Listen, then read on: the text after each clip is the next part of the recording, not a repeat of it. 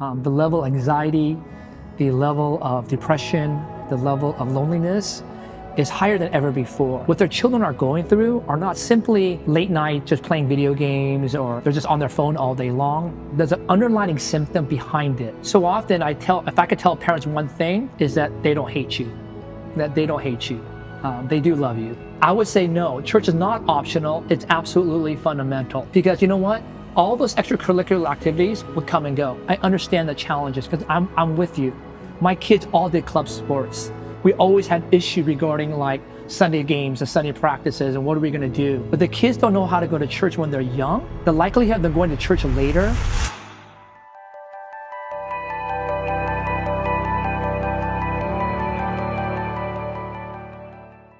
Hi, I'm Reverend James Hahn, and I'm the senior pastor of Redeemer Presbyterian Church, and we're a multi-site church in Hancock Park as well as Torrance. I'm also a school board trustee for the city of Torrance. I was elected 7 years ago for the Torrance Unified School District, so it's been a wonderful opportunity to love my city.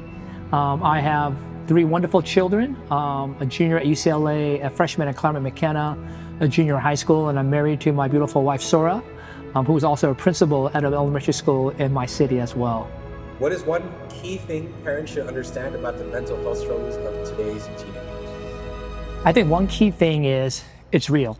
I think so often that for many of our parents, they don't think it's an actual real thing, or they don't want to acknowledge it, maybe because of shame, or maybe because they're embarrassed by it. But I think it's a real issue for our students today. The level of anxiety, the level of depression, the level of loneliness is higher than ever before. And one of the things by working in the school district, I see this often. The mental health issues that are in our school district have risen dramatically.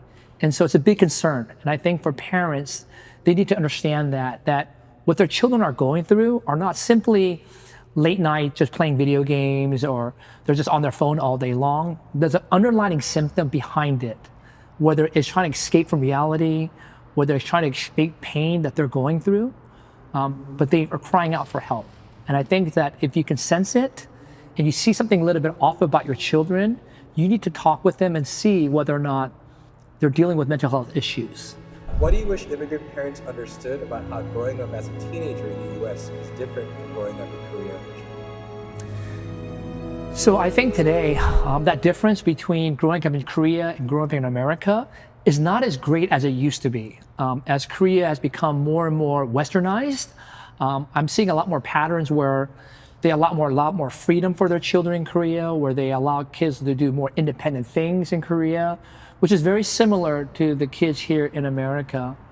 But I think one big difference, though, would be the fact that in America, we emphasize a great deal on individual freedoms, student rights, student privacy. And so whereas in Korea, they operate in more of a mindset of community, like family relationships. So in other words, you operate with that mindset of family first before my individual rights or what I would want. You always kind of defer to what's best for the family. But in America, we emphasize so much this idea of me first.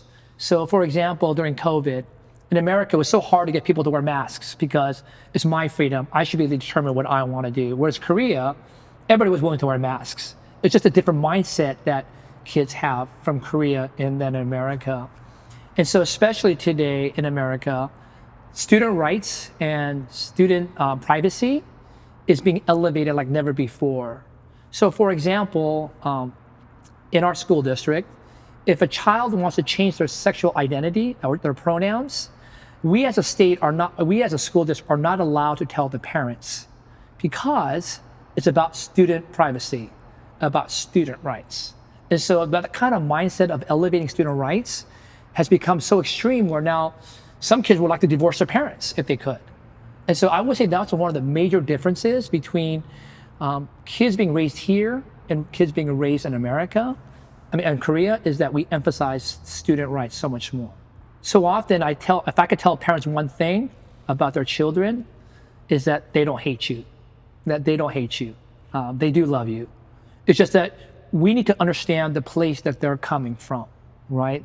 And their lens that they see things through is different than the lens that their parents see through, right? And so because of it, it's hard for students today to relate with their parents or kids to relate with their parents, but they don't hate you. They really do love you. It's just that they're trying to find their own voice because that's what society and culture is telling them to do.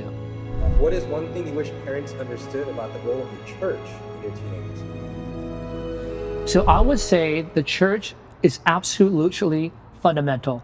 It's not optional. So today with students, for parents, it's very difficult because kids today are busier than ever before. And so, for example, in order for your kids to go to a good school, the number of activities they have to be involved in is astronomical. When my kids were applying to go to UCLA or Claremont McKenna, they had to write down 13 extracurricular activities that they were engaged in order to go to these schools. So now parents are competing and trying to juggle church with all these other things, and they always feel like church is an optional thing. I would say no, church is not optional, it's absolutely fundamental. Because you know what? All those extracurricular activities would come and go. It doesn't matter what school you go to, but what does matter is your faith, the foundation of your faith.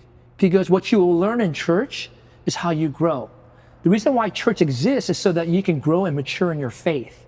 And when you grow and you mature in your faith, then you understand the world that we live in and how you respond to the world that you live in, and it reminds you who your identity is.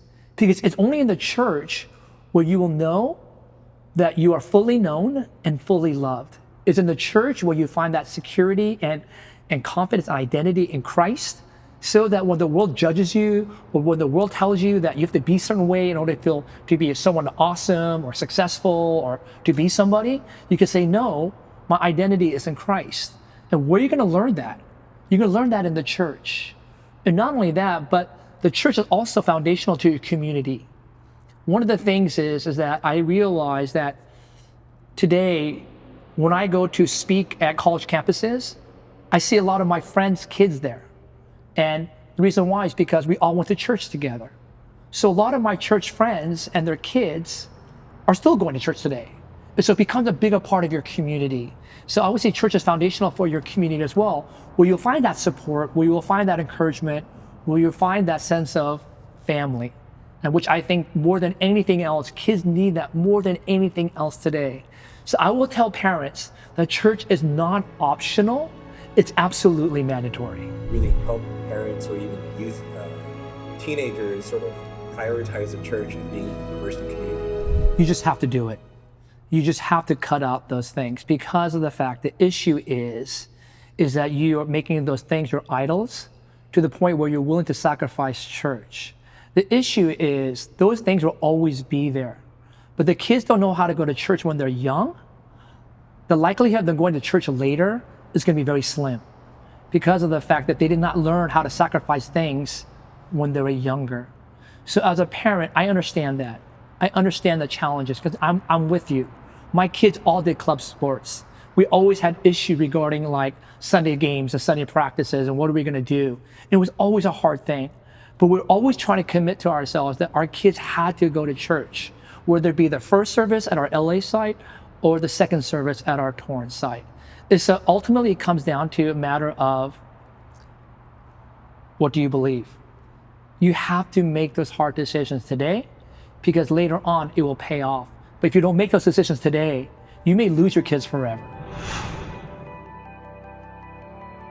Sola Network exists to influence the emerging generation of Asian Americans and those who lead them with the gospel of Jesus Christ. Find our articles, book reviews, podcasts, and more at sola.network. If you would like to partner with Sola Network through collaboration, networking, volunteering, or giving, please contact us through the website.